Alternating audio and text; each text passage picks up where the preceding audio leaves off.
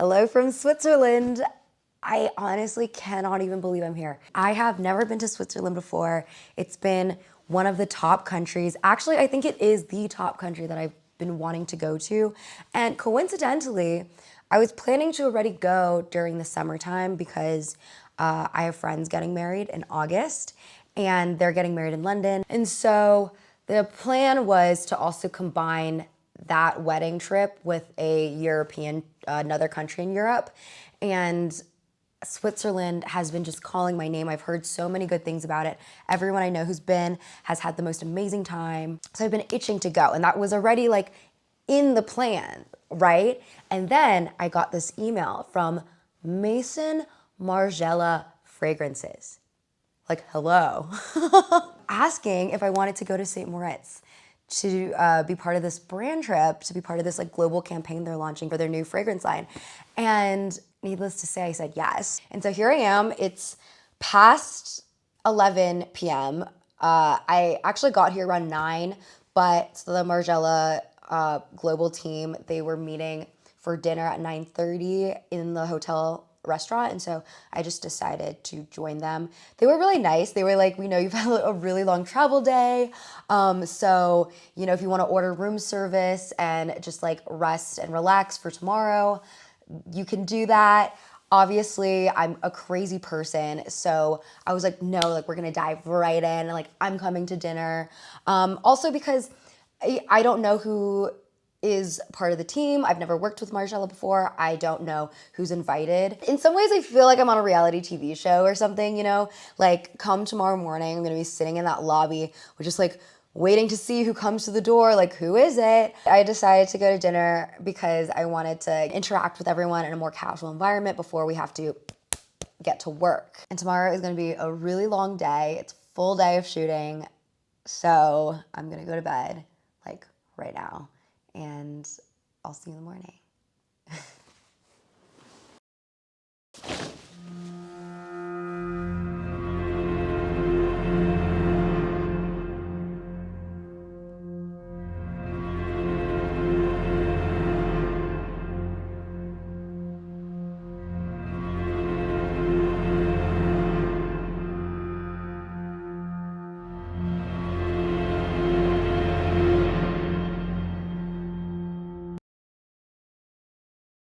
I gotta leave here at 9:30, so I'm trying to figure out what outfits I'm bringing, how I'm gonna bring them, because I'm gonna be modeling with a couple different outfits today, and I also want to provide the team some other options in case they don't like my styling choices, and then hopefully get some breakfast and coffee before I head out.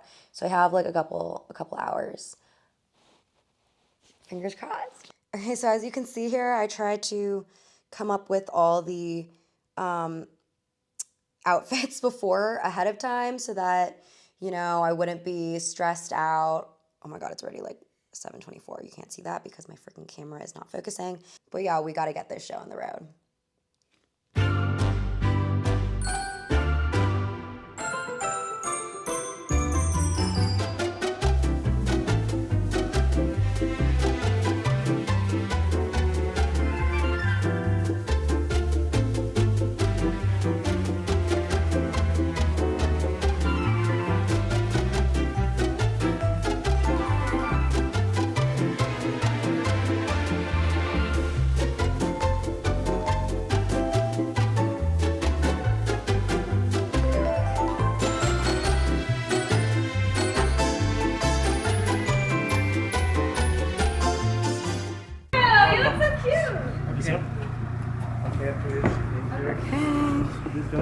Oh, yeah.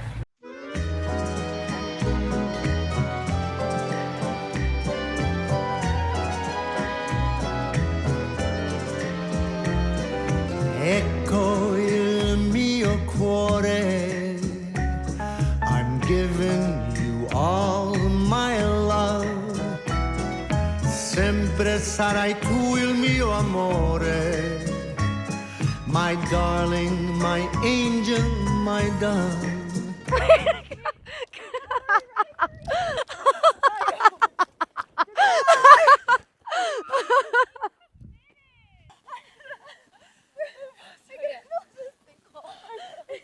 My friend. After we did some shooting outside, Maison Margiela Fragrance's national fragrance ambassador, Ross Berry, who is a sweetheart, he gave us a presentation of some of Margiela's most beloved replica scents, including By the Fireplace, along with some new scents that won't be releasing until later, and which I'm super excited about because they all smelled so freaking good.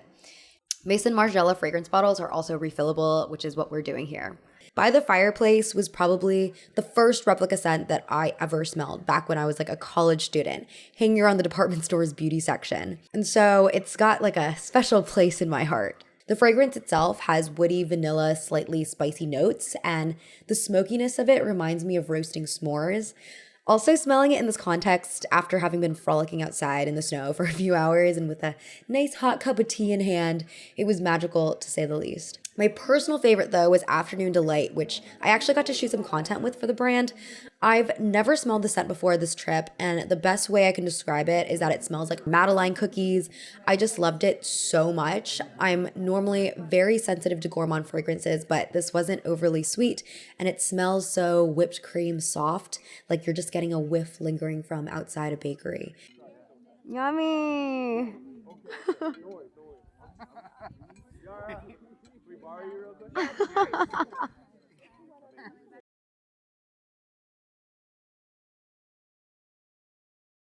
After lunch, we drove to the Museum Such to shoot some content with the new fragrances launching later this year. It's a very cool space. The museum actually used to be part of a 12th century monastery. That's my vibe. I'm literally Regina's mom. So cute.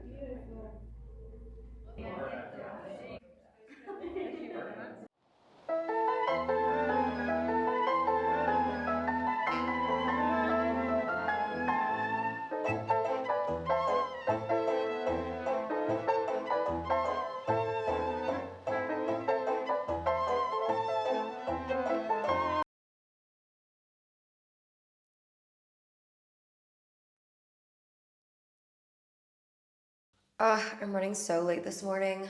I woke up late because I think I'm like still a little bit jet lagged, which is fantastic because I think I slept like a total of 4 hours. And I was out like all day yesterday, so I actually do not know how I have energy. And even last night around midnight when we got back to the hotel, there was this one girl. I guess I was just like yapping so much in the elevator, which, you know, I hate to be one of those people, but I was. And it was only one floor up anyway, so it wasn't that long of an elevator ride. But she was like, you have so much energy.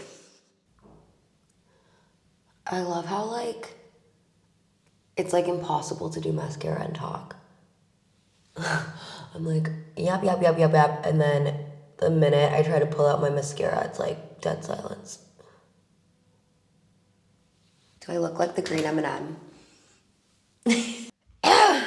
Jeez Louise. It's been a tough morning, y'all. Oh God, that's a lot of blush. They were like, no heavy makeup. And I'm just like, okay, I have blush blindness. Also, just because like I personally love a heavy blush look when it's like wintry, which, you know, I don't live on the East Coast anymore, so I don't really experience winter.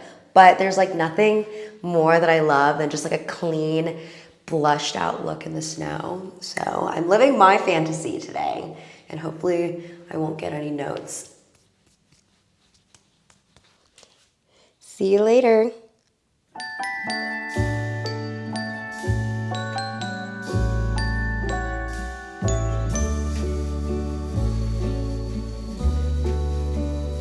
The whole world is white, there's snow everywhere from the storm last night. Winter is here, blue jays are watching the children's play on this bright and wonderful. I feel like I'm like in Frozen or something. Right. Like one of those like villagers.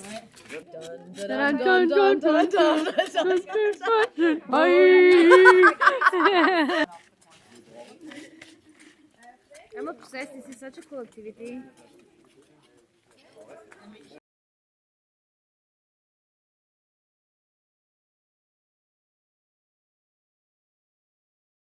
little sword. Bye, thank you. All right, ready?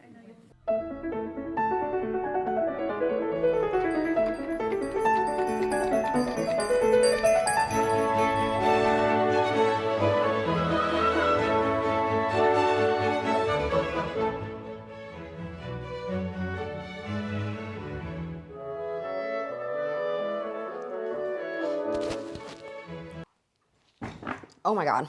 Almost knocked over everything on my food cart. That would have been bad. Cheers.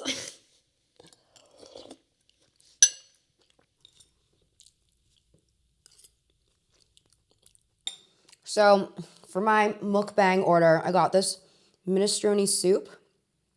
I got beef tartare. That came with fries. And then a side salad. And I just think it's so hilarious. This like side salad is like all the way over here. I'm like, hey, get that salad away from me. Oh my God. Okay, so as you can see, I ordered room service. I usually don't order room service, nor do I usually stay in hotels. So I feel like when the opportunity presents itself, I have to take advantage of it. Also, because I'm a bit landlocked here, we were using these buses to shuffle us from different places, and now I am vehicle-less. The reason being that we wrapped up shooting around 1-ish, came back to the hotel, we had lunch together, and then most people left around 3 or 4. Most of the team, they went to Europe to do like Milan and Paris Fashion Week and etc. I like don't know how to eat in like an appetizing, like a visually appetizing way, sorry. So it's just me and a couple other people who are still here because our flights were a little bit more complicated. There's not as many flights going back to where we live. So we're flying out tomorrow. I get to stay here for one more night. So technically I could have like gone out and like done more stuff.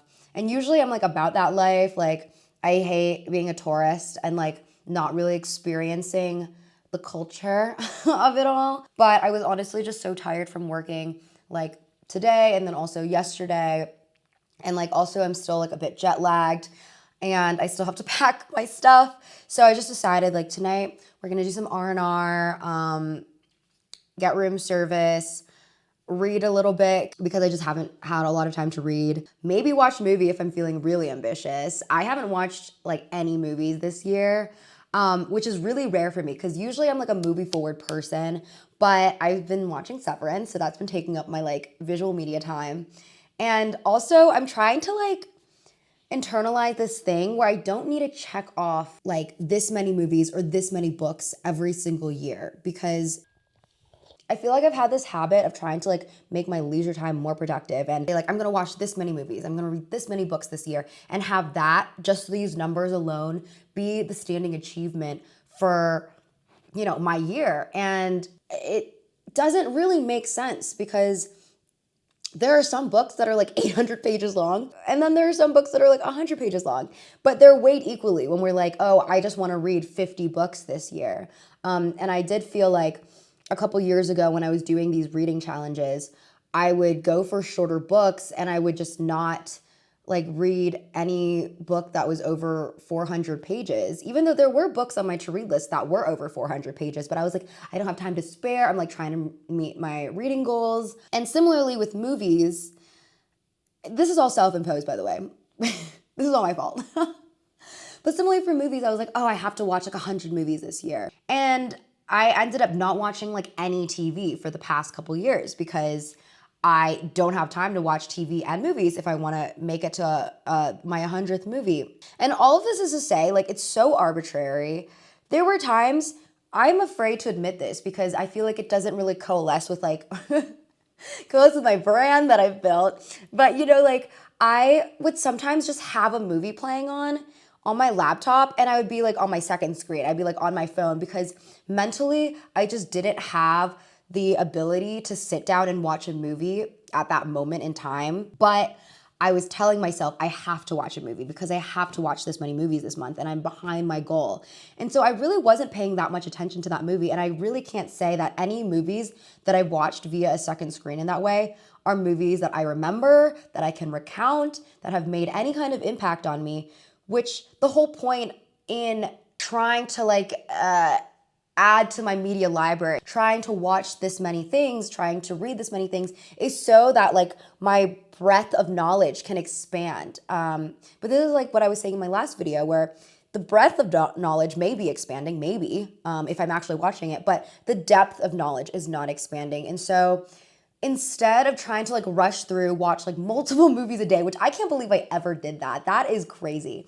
But instead of watching multiple movies a day or rushing through a book, I've been actually trying to like sit down and think about the movie, think about the book. And if that means I watch less movies, if that means I read less books every single month, I don't care anymore, because I have wasted my time if I can't remember anything that I consumed. Because I really, what I was doing in those moments was just consuming. I was like snacking on media, and I wasn't enjoying my food, which actually I'm going to continue this conversation after I finish eating because I don't want my soup to get cold.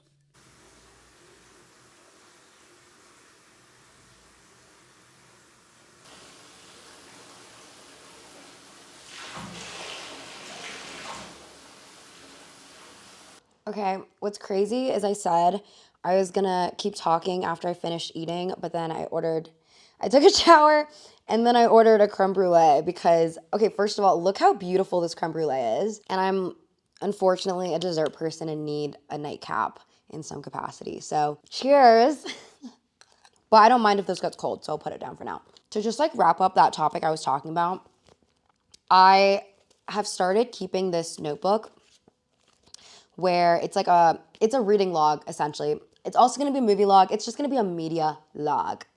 But I just started on this new notebook, and so there's only one entry in it so far, which is like, you know, several pages long. I've been writing a lot. The one entry is on this book called The Maniac by Benjamin Labatut, which I just finished recently. I don't have it with me because I finished it before I came to Switzerland. The process is, when I'm reading the book, I will underline text that I think is interesting in any way. So if I just liked the phrase, I thought it was beautiful, or if I thought it was like revelatory what the phrase said in regards to, you know, my own life and experiences, I'll underline and I'll put a little heart in the margin. If the text is relating to any kind of emerging theme that I think is important and something I should revisit when it comes to analyzing it, I will underline with a star in the margin. And if it's text that I think is surprising, usually related to, you know, plot points, or if I just think something is funny, I'll underline and I'll put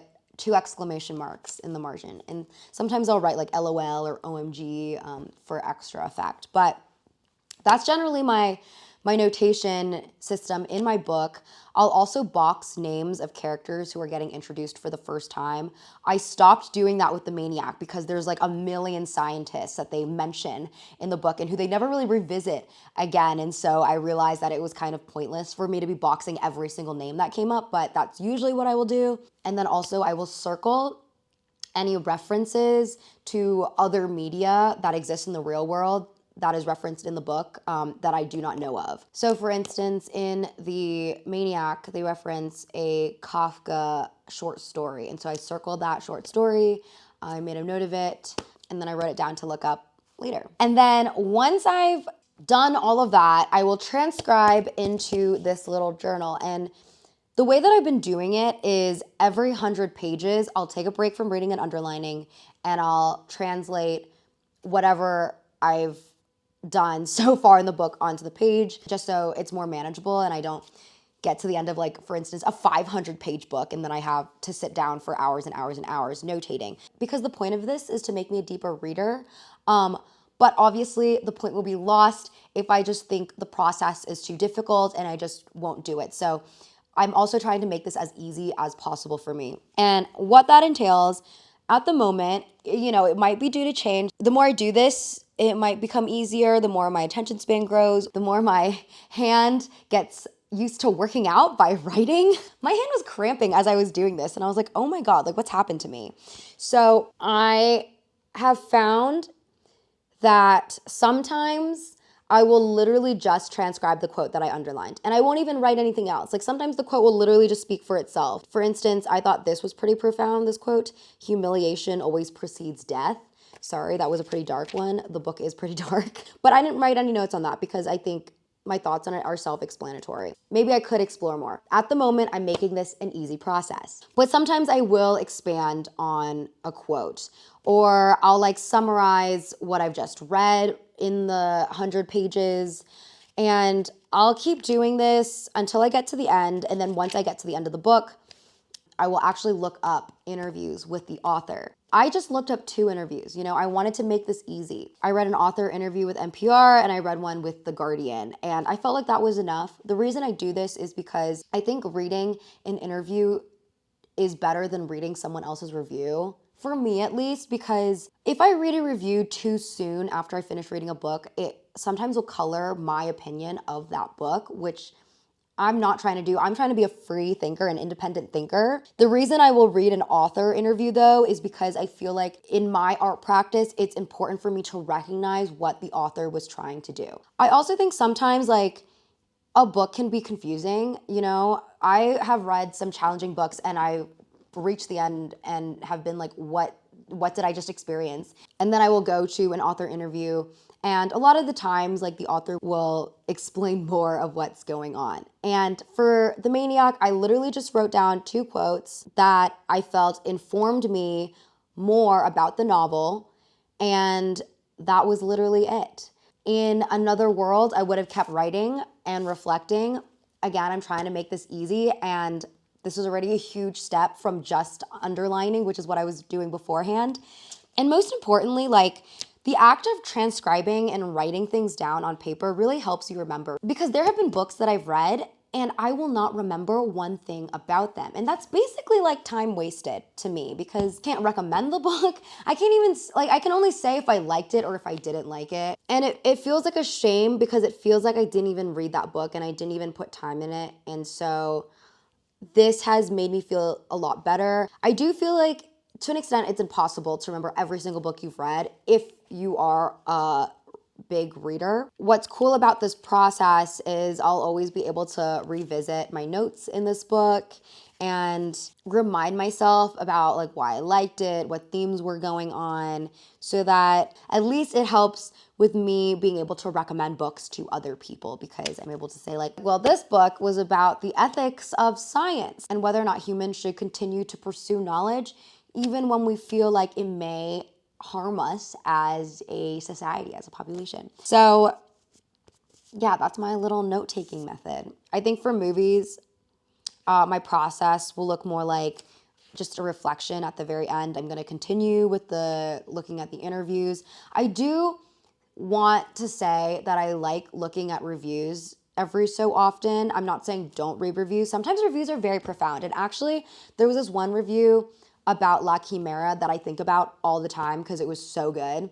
I just don't want to read a review right after I finish reading or watching something. And I also think sometimes like a book or movie will not resonate with me that much. So I don't want to read a review because I feel like that's like an extra step. That's an extra thing if you really enjoyed it. So for a movie like La Chimera, absolutely. I loved it so much.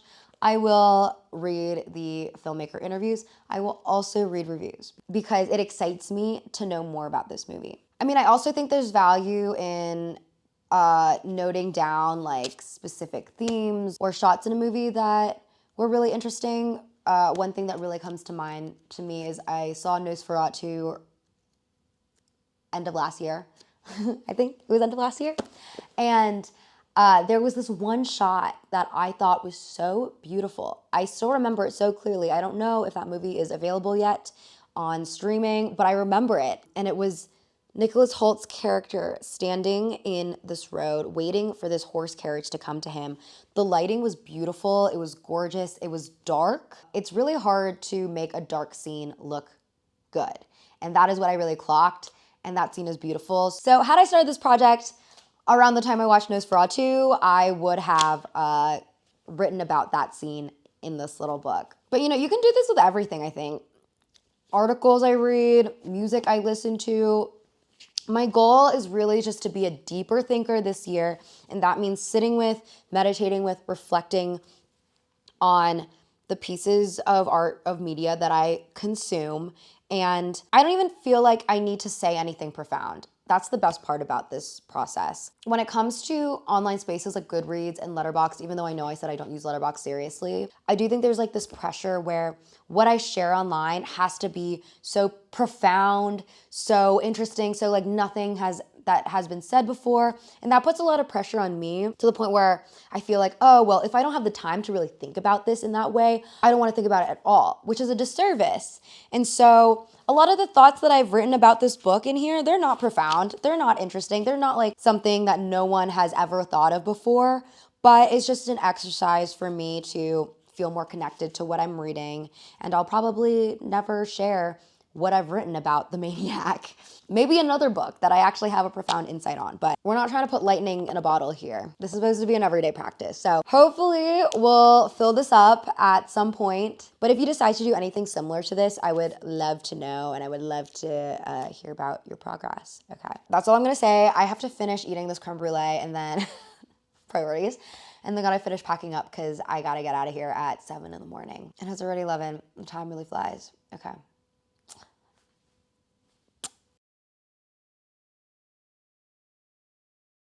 Bye, Switzerland, until next time. Hopefully, next time will be very soon and for much longer.